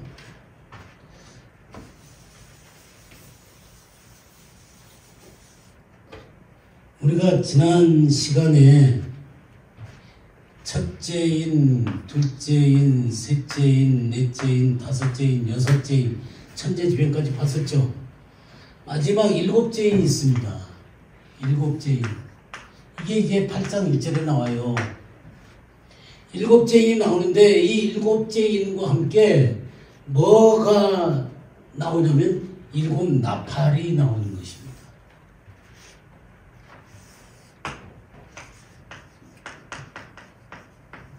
그러니까 이 일곱째인, 이 마지막 나팔은 바로 이 일곱 나팔을 얘기하는 것입니다. 그러니까 제가 이 6장 얘기하면서 이 이는 이스라엘 역사를 중심으로 한 회복을 중심으로 한 하나님의 역사였다 그랬죠. 이 긴 하나님의 역사가 어제 그 제자들이 예수님한테 물은 질문이 뭐였어요? 이스라엘이 멸망할 때부터 그리고 다시 종말에 이를 때까지의 그것에 대해서 어떤 징조가 있습니까? 라고 물었었죠. 그래서 이스라엘의 멸망부터 시작해갖고 이스라엘의 회복까지 산통의 시작과 본격적인 산통에 대해서 우리가 공부를 했죠. 그래서 이스라엘 회복에 대한 얘기를 했습니다. 그 모든 것이 마무리되는 게 이제 일곱째 인이에요. 근데 이 일곱째 인을 얘기하면서 뭔 얘기를 하냐면 일곱 나팔을 얘기합니다. 일곱 나팔. 그러면 이 일곱 나팔이 뭐냐면 이 마지막 인인데 이 일곱 나팔은 7년 대환란을 얘기하는 것입니다. 이 마지막 때 7년 대환란. 7년 대환란을 얘기하는 것이고요. 첫째 나팔, 둘째 나팔, 셋째 나팔, 넷째 나팔, 그리고 다섯째 나팔, 여섯째 나팔, 일곱째 나팔이 나옵니다. 근데 넷째 나팔까지는 하늘에서 불이 떨어지는 거예요. 이 첫째 나팔, 둘째 나팔, 셋째 나팔, 넷째 나팔은 하늘에서 불이 떨어지는 것입니다. 그건 조금 이따 하기로 하고요. 마지막 이 4개의 나팔이 다 불리고 나서 13절, 8장 13절 보겠습니다. 내가 또 보고 들으니 공중에서 날아가는 독수리가 큰 소리로 이르되 땅에 사는 자들에게 화가 있으리니 이는 새 천사들이 불어야 할 나팔 소리가 남아 있음이로다. 자, 여기 세 가지 화가 나옵니다. 이 새 천사가 부를 세 가지 나팔이 나와요. 이게 세 화예요. 근데 이것으로 모든 것이 다 끝납니다. 이것으로 모든 것이 다 끝나요. 그러니까 이게 7째 나팔이겠죠. 마지막 화가 7째 화죠. 근데 거기 11장 보시게 되면요. 11장 15절.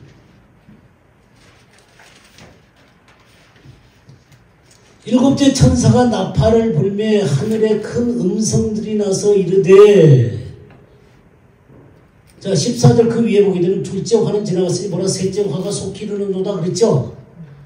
그 셋째 화가 뭐냐면 7째 천사가 부는 나팔이에요. 여기 맞죠? 예?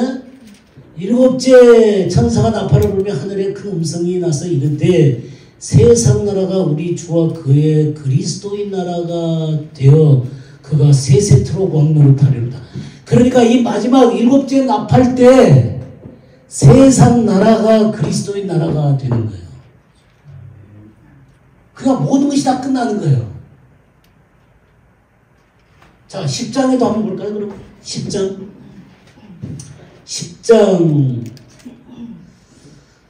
6절 7절을 한번 보겠습니다. 세세토록 살아계시니 곧 하늘과 그 가운데에 있는 물건이며 땅과 그 가운데 있는 물건이며 바다와 그 가운데 있는 물건을 창조하신 이를 가리켜 맹세하여 이르되 지체하지 아니하리니. 자 7절 같이 읽겠어요. 7째 천사가 소리내는 날 그의 나팔을 불려고 할 때에 하나님이 그 종 선지자들에게 전하신 복음과 같이 하나님의 그 비밀이 이루어지리라. 그러니까 언제다 하나님의 비밀이 이루어져요?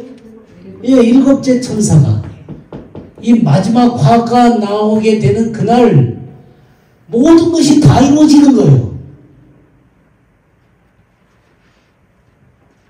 이거는 지금 그냥 여러분들에게 이 7 나팔이 얼마나 중요한가 하는 얘기를 해드리기 위해서 미리 얘기해 드리는 것입니다.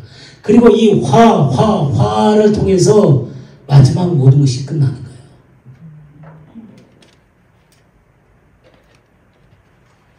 그러니까 성경이 특별히 요한계시록은 그 써놓는 것을 잘 봐야 한다고 그랬죠. 예, 잘 보셔야 됩니다. 그래서 이 화로 끝나는 것입니다. 그러니까 이 7째 인은 마지막인, 역사를 닫는 마지막인인데 인이 가리킨 것은 뭐를 가리킨다고요? 7째 나팔을 가리킨다. 거기 그랬죠. 8장 1, 2절. 그랬습니까? 안 그랬습니까? 7째 인을 떼실 때 하늘이 반 시간쯤 고요하더니 내가 보매 하나님 앞에 7 천사가 서 있어 7 나팔을 받았더라. 그래서 7 나팔을 받게 되게 되는 것입니다. 그렇게 해서 이 7째 나팔이 불려지게 되는데 이 7째 나팔은 마지막 인에 해당되는 것이다. 그것은 바로 7년 대환란을 의미하는 것이다. 예, 이해가 되셨죠? 예, 7년 대환란을 얘기하는 것이다. 그런데 여기에 지금 3절과 4절 여기에 지금 향연의 기도가 나옵니다. 향연의 기도가 나오는데 5장에도 보시게 되면요. 5장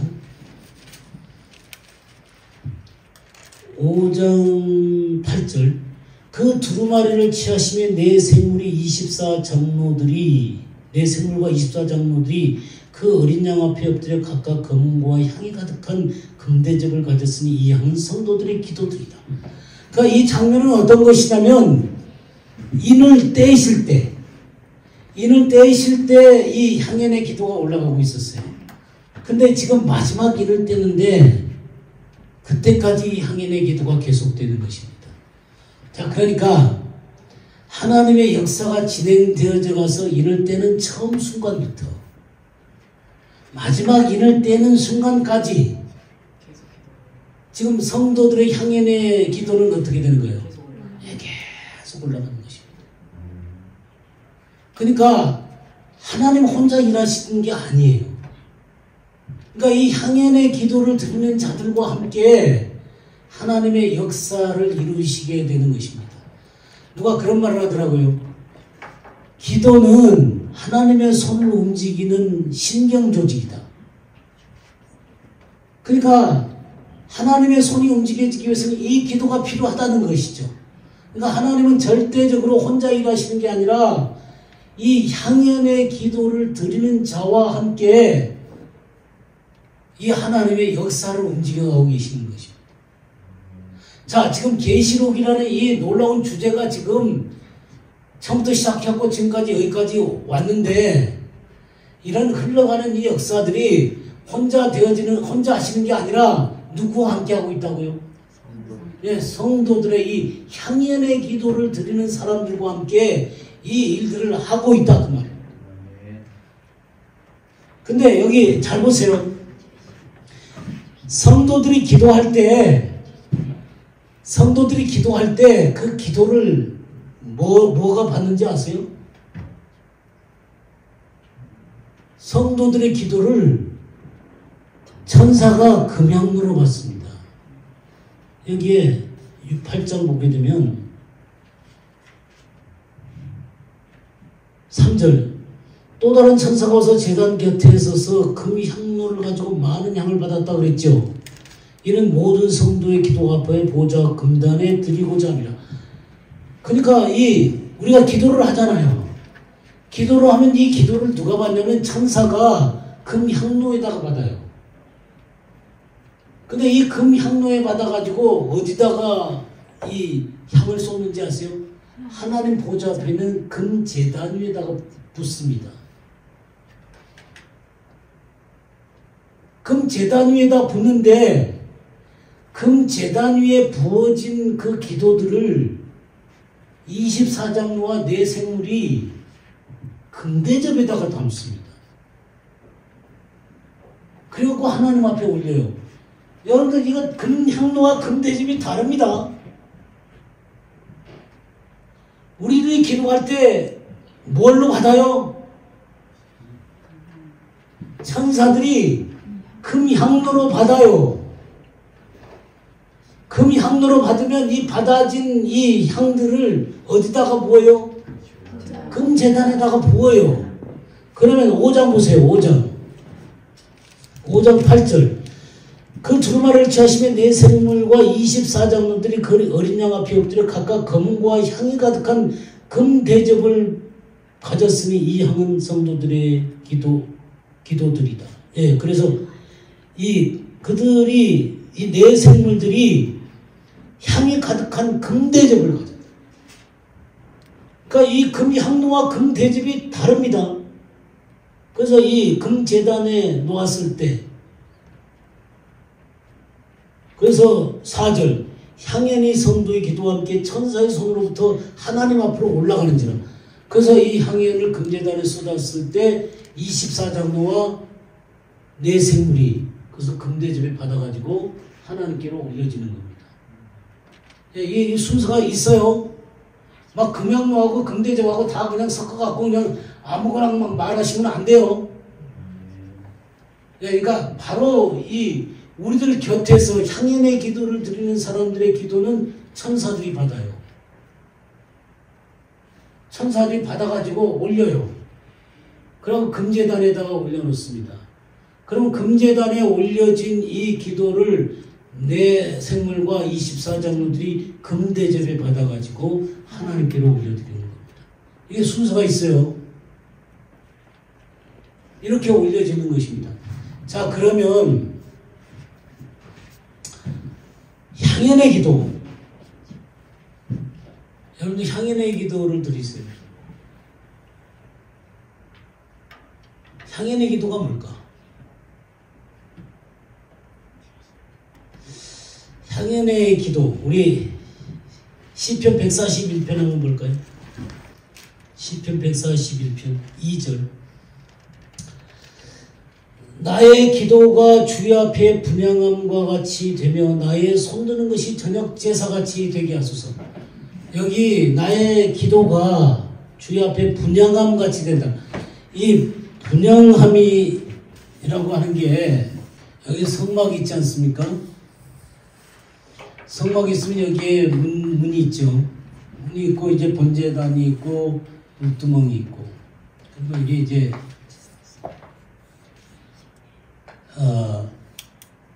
성소가 있고 지성소가 있습니다. 근데 이 성소의 이쪽에 이제 메노라가 이렇게 있겠죠. 그 다음에 여기에 떡상이 있고, 뭐 하여튼 여기 떡이 이렇게 6개씩 쫙쫙 놓여 있습니다. 그리고 분향단이 여기에 있습니다. 분향단이 여기에 있고, 이 언약궤가 여기에 있습니다. 언약궤는 이렇게 생긴 거죠. 저렇게 언약궤가 생긴 겁니다. 두 그룹 사이에 그 속죄소가 있고 하나님은 거기서 우리를 만나시는 것입니다. 근데 이 분향단의 이 향이 매일 아침마다 피워지는 것입니다. 매일 아침마다 이 향을 거기다가 향을 새롭게 넣고 끊어지지 않도록 이 향이 계속 피워지는 것입니다. 이게 그 내 기도가 분향함 같이 되게 해달라는 것이 매일매일 이렇게 하나님 앞에 향으로 올려지듯이 내가 하나님 앞에 내 기도가 그렇게 올려지기를 원합니다. 그랬어요. 그 다음에 손드는 것이 저녁 제사같이 되게 해달라고 그랬어요. 이 손드는 것이 이제 기도하는 것을 얘기하는 것이죠. 근데 이게 저녁 제사같이 되게 해달라고 그랬어요. 이스라엘에는 뭐가 있냐면 상번제라는 게 있습니다.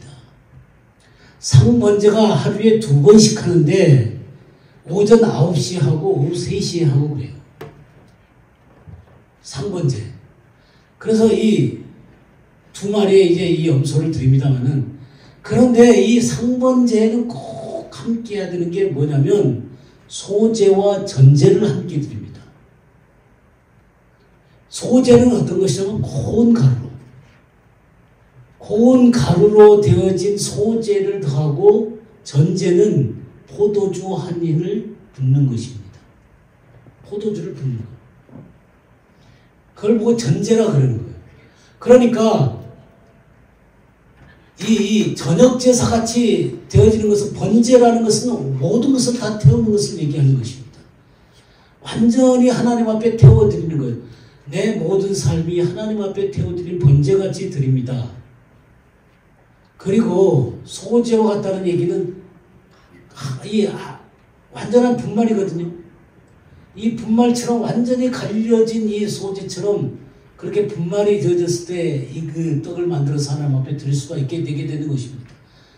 그래서 이 소제를 보통 우리가 그리스도인 공동체를 얘기할 때 소제를 얘기합니다. 그리스도인 공동체를 얘기할 때 소제의 떡에서 다 비유를 해요. 그러니까 그 얘기는 뭐냐면, 이게 온전한 떡이 되기 위해서는 이 모든 알갱이들이 어떻게 된다는 얘기입니까?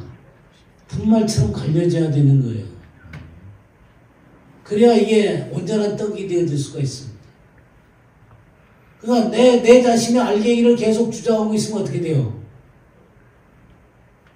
내 알갱이를 다 주장하고 있으면 이 온전한 소재를 드릴 수가 없습니다.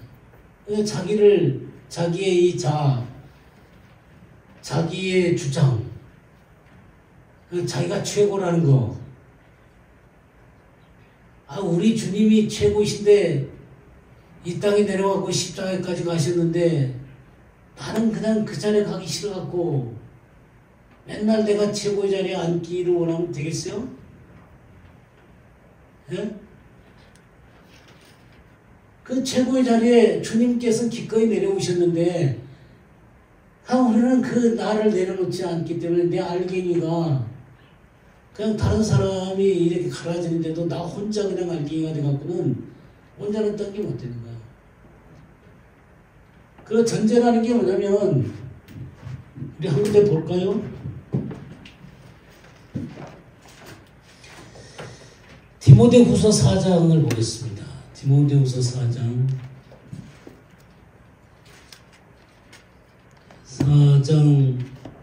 6절.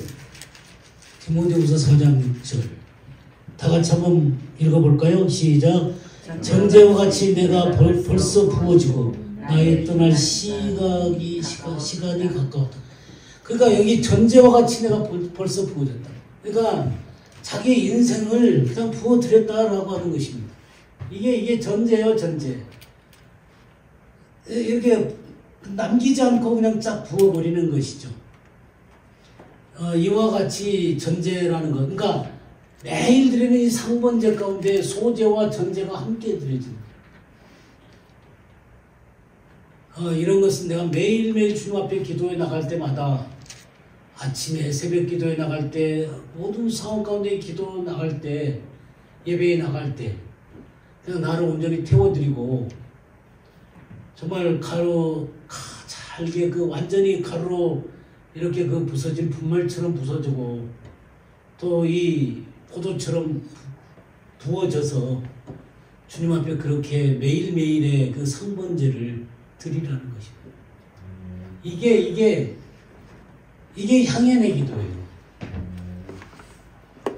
그러니까 참 향연의 기도를 드리는 사람들은 참 주님 앞에 깊이 자기를 낮춘 사람들이겠죠. 그죠? 자기를 정말 부어서 이렇게 주님께 드리는 자들입니다. 태워서 드리고 부셔서 드리고 그러니까 완전히 그냥 전제처럼 부어드리고 그런 사람들입니다.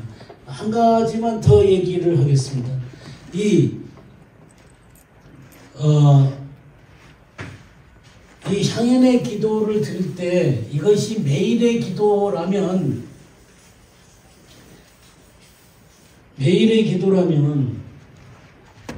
어떤 기도가 또 있냐면 바에트 하나의 기도.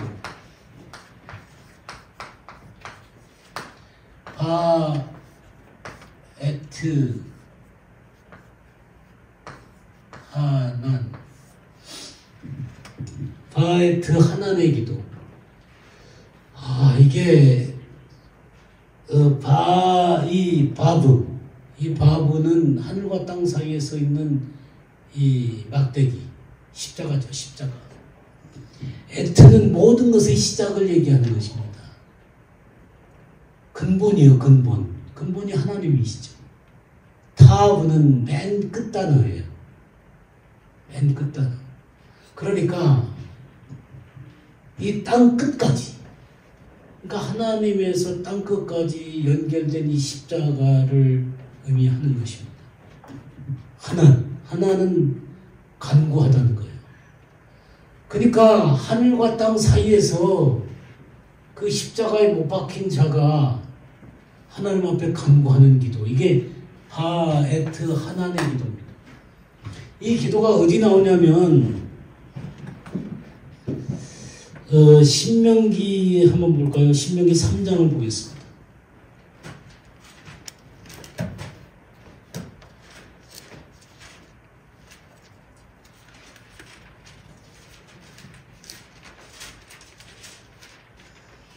(23절) 보게 되면 그때 내가 여호와께 간구하기를 할 때 이게 히브리어로 바에트 하난 하고 시작을 하는 것입니다. 그러니까 이 바에트 저기도 있더라고. 아마 7월달 맨 끝에 바에트 하난의 바에트라고 나와요. 바에트 하난. 그러니까 이 바에트 하나의 기도라 그러는데 이것은 뭐냐면 모세가 맨 마지막 때 드리는 기도를 얘기하는 것입니다.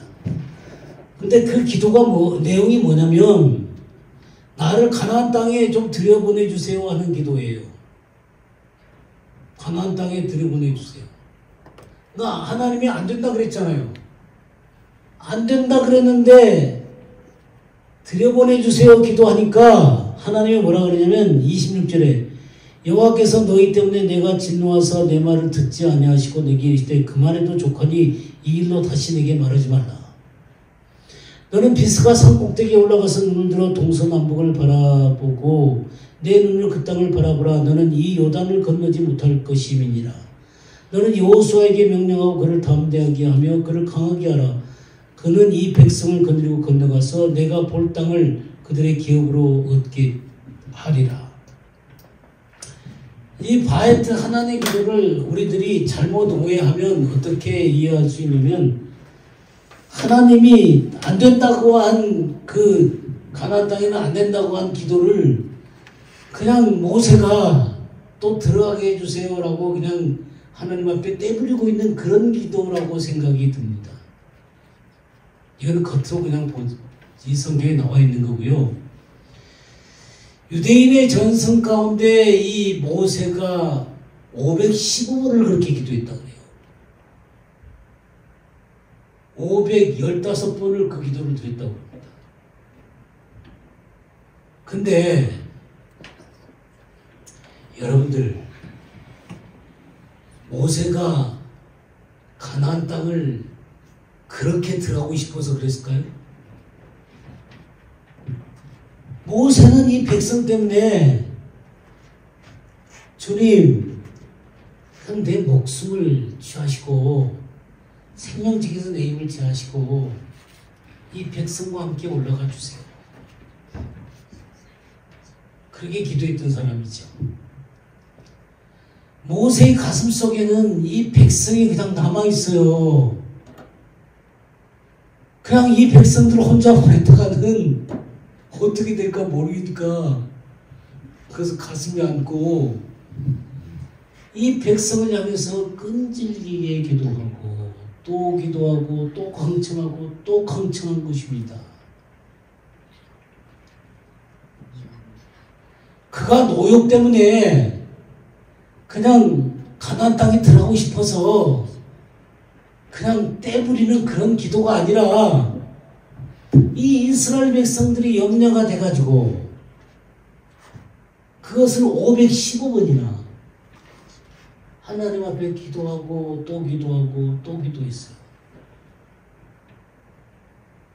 이거는 무슨 얘기냐면 바로 이 모세의 기도로 인해서 가나안 땅에 들어가는 것이고, 가나안 땅에서 또 그들이 하나님 앞에 잘못해갖고 바벨론으로 끌려가고 아수르한테 끌려가고 또 나중에 로마한테 흩어졌고 세상에 흩어지고, 또 그러나 이 백성을 하나님께서 긍휼히 여기시고 이스라엘 땅으로 그들을 인도하시고 마지막까지 회복하시겠다라고 이 놀라운 약속들은 바로 이 모세의 기도 속에서 탄생한 것입니다.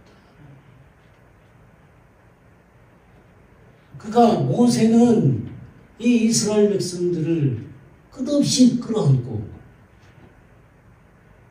하나님 앞에 이 이스라엘 백성들을 올렸던 것입니다. 이게 바에트 하나님의 기도예요. 그냥 우리는 하나님 앞에 그런 기도를 드릴 사람이 참 없는 것 같아요. 이 하나님의 백성들을 끌어안고 하나님께서 하나님의 역사를 온전히 이룰 때까지 이 백성을 끌어안고 하나님의 옷장으로 부여잡고 그 앞에 엎드려져서 그 일들을 하나님께서 이루실 때까지 끌어안고 기도하는 사람들을 저는 하나님이 찾으신다고 생각합니다. 우리 에스겔서 22장을 보게 되면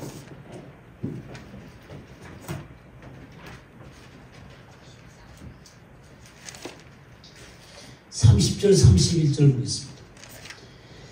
이 땅을 위하여 성을 쌓으며 성 무너진 데를 막아서서 나로 하여금 멸하지 못하게 할 사람을 내가 그 가운데서 찾다가 찾지 못하였으므로 내가 내 분노를 그들 위에 쏟으며 내 진노의 불로 멸하여 그들 행위대로 그들 머리에 보응하였느니라. 주 여호와의 말이니라.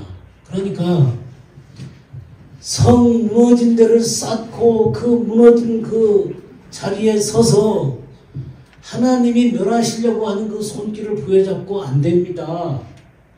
할 사람을 하나님이 찾으셨다는 거예요. 근데 그 한 사람을 찾지 못해서 내가 그 성을 멸할 수밖에 없었다 그랬습니다.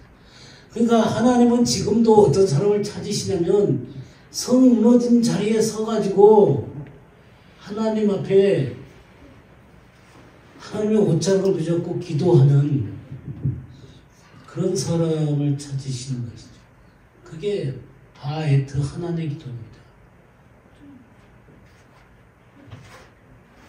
이 기도를 조금 더 이해하기 위해서 우리 누가복음 18장을 좀 보겠습니다.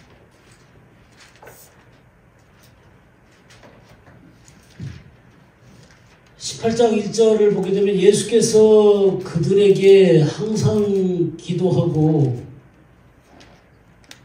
낙심하지 말아야 할 것을 비유로 말씀하면서 항상 기도하고 낙심하지 말아야 될 것을 얘기하면서 과부 얘기를 하죠. 과부. 내 원수에 대한 원한을 풀어주소서. 성경에 과부나 또 고아나 객이나 내가 그들의 아버지고 그들의 남편이고 그러시다고 말씀하셨다는 거죠. 이 과부나 이 고아나 이 이방인 또 이 객이나 이런 사람들은요 하나님 나라에서 중요한 위치를 차지하는 사람들입니다. 정말 하나님 나라의 개념을 갖고 있는 사람들이에요.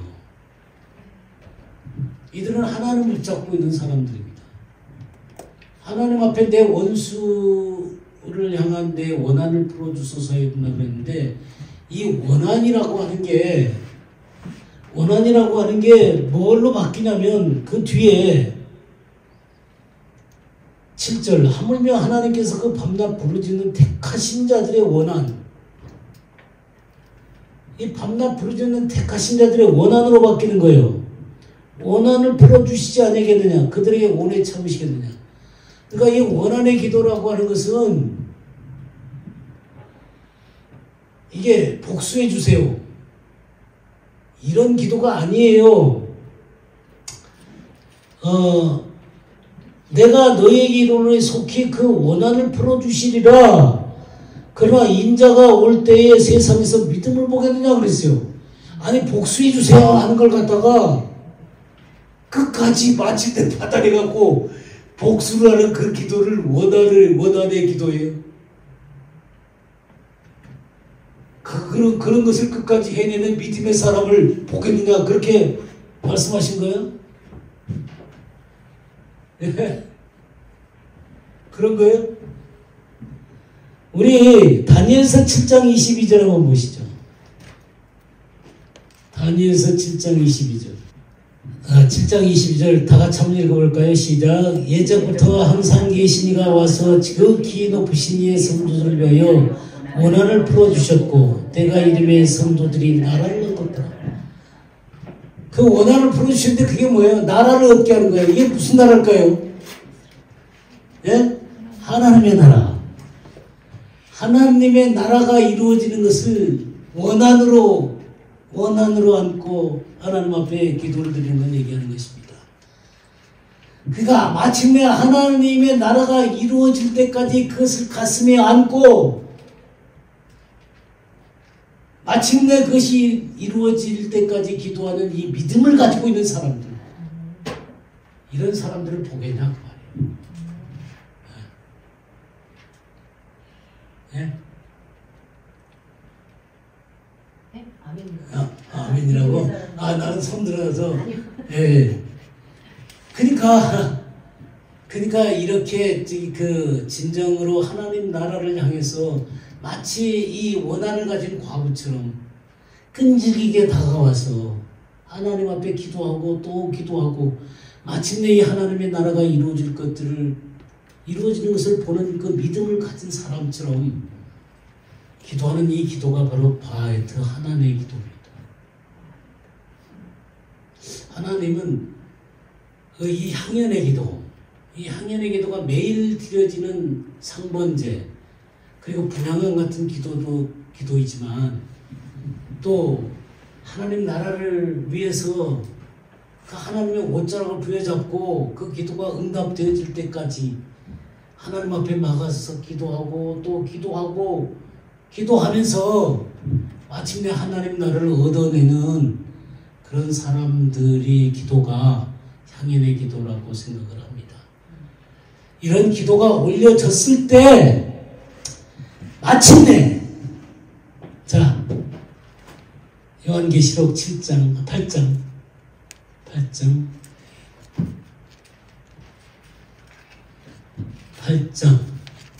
5절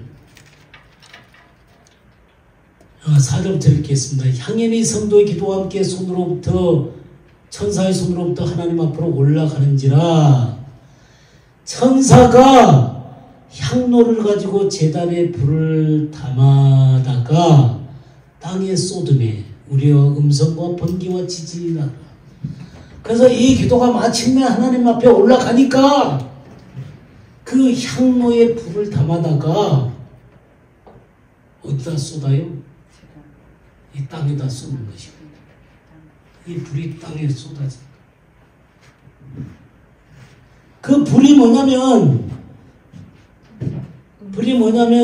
6절부터 7 나팔을 가진 천사가 나팔을 불기를 준비하더라. 첫째 천사가 나팔을 부니 피 섞인 우박과 불이 나와서 땅에 쏟아졌다. 8절도 바다에 던져졌다. 9절도 모든 피조물들의 3분의 1이 죽었다 그랬죠. 셋째 나팔을 보니 횃불같이 타는 큰 별이 하늘에서 떨어져 강들의 3분의 1과 여러 물샘에 떨어졌다.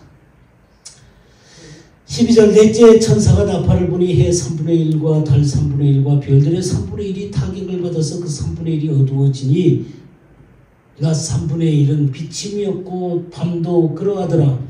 여기에 마침내 이 놀라운 향연의 기도가 하나님 앞에 올라갔을 때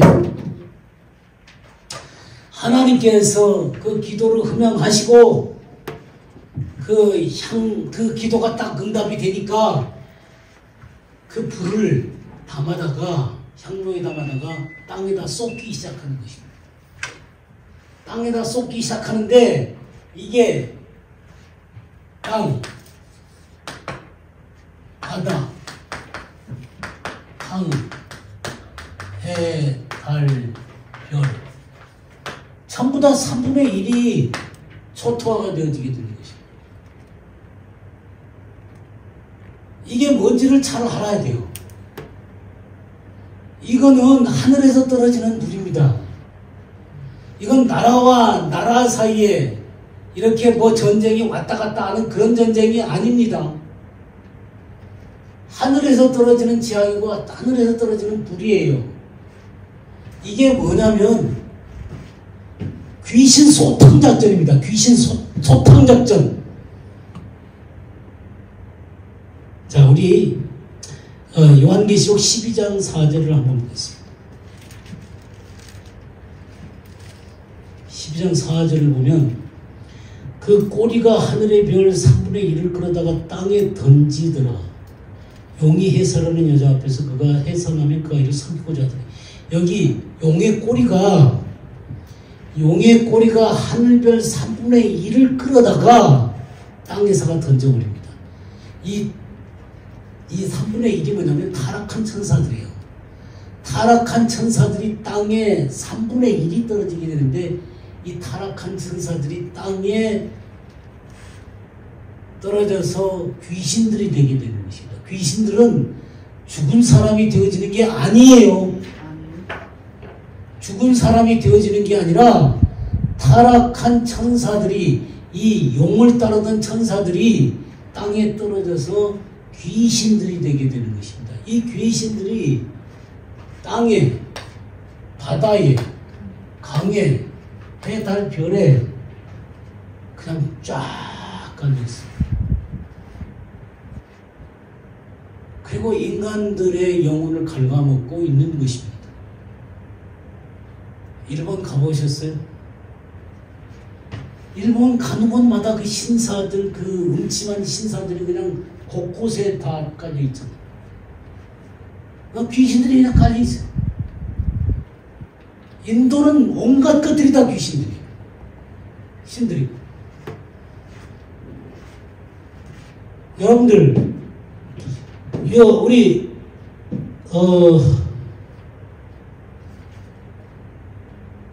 출애굽기 한번 보겠습니다. 출애굽기 12장. 출애굽기 12장 12절부터 14절까지 보겠습니다. 내가 그 밤에 애굽 땅에 두루다니며 사람이나 짐승을 막론하고 애굽 땅에 있는 모든 처음 낳은 것을 다 치고, 그 다음에 다 같이 읽어볼게요. 시작. 애굽의 모든 신을 내가 심판하리라. 나 여호와니라. 뭐라고요? 우리가 이 애굽에 10가지 재앙이 있잖아요. 그죠? 예? 뭐 피재앙도 있었고, 나일강을 그 개구리 그다음에 파리, 뭐 돌림병, 또 악성 종기, 우방, 메뚜기, 흑암, 장자, 뭐 그런 것들 나오잖아요. 그죠? 근데 이 모든 것들이 전부 다 애굽의 신들이라는 거 아세요? 그러니까 이 재앙을 내릴 때 하나님이 그냥 애굽의 신들을 쳐버리는 것입니다. 그러니까 지금 딱 7년 대환란이 시작되는데 하나님이 뭐부터 시작하냐면 귀신 청소부터 하는 거죠. 이 땅 속에 있는 귀신, 땅 위에 있는 귀신, 바다에 있는 귀신, 강에 있는 귀신, 해달 별들의 이 귀신들을 쳐버리시는 것입니다. 이 출애굽이나 하나님께서 역사에 개입하실 때 말이죠. 이 세상뿐 아니라 영적 세계에도 큰 충격이 온다는 사실을 아세요? 그러니까 하나님이 역사하셔서 이 세상 가운데서 무슨 일들을 일으키실 때 이 영적 세계 가운데서도 하나님이 그냥 그 하나님의 역사는 손으로 쳐버리시는 거예요. 이 귀신의 영들을 쳐버리시는 거죠. 이게 바로 하늘에서 떨어지는 불이에요. 첫째 나팔, 둘째 나팔, 셋째 나팔, 넷째 나팔이 바로 그냥 청소하는 거예요, 귀신들. 제가 한 번은 춘천에 있는 봉이산을 갔습니다. 이 봉이산은 높지도 않아요. 높지도 않은데 우리나라 북한하고 남한 가운데 이 중간이 그 봉이산이래요. 이 봉이산인데 봉이산을 이렇게 구석구석 이렇게 서는데 온갖 것들이 그 속에 다 있어요. 그냥 이쪽 골짜기에 뭐 저기 무당집 있으면 저쪽 집에 무슨 암자가 있고 뭐가 있고 하여튼 이 골짜기마다 심지어는 뭐가 있냐면 일본 신사도 거기서 지어놨어. 그러니까 그만큼 그 땅에 중요한 의미를 갖고 있는 거예요. 그러니까 귀신들은 그런 것에 모여 있는 거예요. 그러니까 이 땅에 그런 귀신들에 모여 있는 것입니다. 저는 왜 일본보다 우리나라가 귀신이 적을까? 저 한번 생각해 봤어요. 적은 이유가 뭐냐면 6.25 전쟁 때문에 그런 것 같아요. 그냥 6.25 전쟁 때 그냥 온갖 이 잡신들을 쓸어버렸어. 이 전쟁으로 다 폐허가 돼. 그 숨어있을 만한 걸 다 파괴시켜버려. 우리 옛날에도 보면 성황당이니 뭐니 많았잖아요. 다 그냥 쓸어버리시고. 근데 일본은 여전히 그냥 그 곳곳마다 잡신을 섬기고 그러고 있어. 그래서 참 우리나라의 그 4대강 개발을 진짜 잘했다. 이 강 속에 숨어있는 이 수많은 이 귀신들 개발하느라 이게 다 훑어버린 거죠. 그냥 물속에다 수장시켜버리고. 그러니까 이런 것들이 그냥 되어지는 거 아니다. 이런 영적인 세력들과 이렇게 싸우는 것입니다. 우리 바다 보면 뭐 캐리비안 해적 같은 거 보셨죠? 여러 뭐 바다 귀신들이 나오고 포세이돈이 나오고 뭐 그런 것들 막 나오는 거 보셨죠? 그리고 그 바다에 우리나라의 경주에 가면 문무왕릉이라고 있습니다.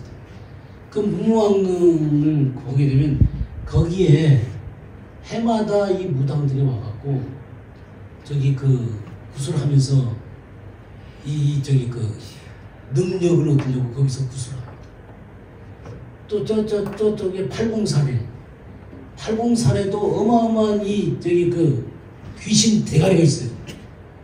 거기 와서 그냥 항시 와서 이렇게 그 이 무당들이 능력을 얻으려고. 주님께서 제자들을 태우고 이 바다 갔을 때 바라와 바람을 꾸짖으셨죠. 그냥 무슨 자연을 보고 꾸짖으신 게 아니에요. 거기 가운데서 역사하고 있는 이 귀신들을 꾸짖으신 것입니다. 그리고 바울 사도가 이 지중해 로마까지 가려고 할 때 유라굴라로 태풍이 와갖고 그냥 바울을 삼키는 거죠. 그러니까 이런 것들이 그냥 오는 것이 아닙니다. 이건 영적인 세력들이 역사합니다. 점성술을 해가지고 그냥 달의 이 기운을 받는 사람들, 또 해의 기운을 받는 사람들, 태양숭배, 뭐 여러 가지 것들이 다 있잖아요. 그러니까 이 모든 것들이 귀신들이 이 가운데서 장난을 하고 있는 것입니다. 근데 하나님께서 하늘에서 이 성도들의 기도가 응답이 되어졌을 때 불을 갖다가 이 땅에 쏟아버리는 거죠. 그리고 이 귀신들을 청소하는 거예요. 그러니까 이 환란 전반기에는 굉장히 무서운 환란이 기다리고 또 우리 성도들은 굉장히 어려울 것입니다. 왜냐하면 4차 산업이 발달되어 있고 또 저기 그 감시 체제가 너무나 돼 있는 그런 가운데서 우리가 또 주님을 믿으려고 그러면 정말 우리는 뭐 갈 데도 없는 막 그런 상황들이 벌어지고 그럴 거예요. 그러나 그러한 어려운 상황임에도 불구하고 그냥 하나님은 이 환란 전반기 가운데 어마어마한 역사를 하시죠. 어마어마한 역사를 하면서 이 귀신들을 청소했는 거예요. 그리고 내일 모레 제가 또 얘기하겠지만 두 증인을 통해서 어마어마한 역사를 이 땅 가운데서 하고 있어요. 그러니까 이 환란 전반기는 성도들한테 굉장히 어려운 시간이긴 하지만 하나님께서도 굉장히 강력하게 이 부흥을 주는 그런 놀라운 시기가 바로 환란 전반기입니다. 그러니까 언제나 우리가 환란이라고 해가지고 무시무시한 이 환란을 어떻게 견뎌내냐 그렇게 걱정하실 수도 있겠는데 너무 걱정하지 마세요. 하나님께는 대책이 있으십니다. 대책이 있으시고 성도들이 그 상황 가운데서 이겨나갈 수 있도록 하나님께서 또한 역사한다는 사실을 잊지 마시기를 바랍니다. 오늘은 제가 여기까지 하도록 하겠습니다.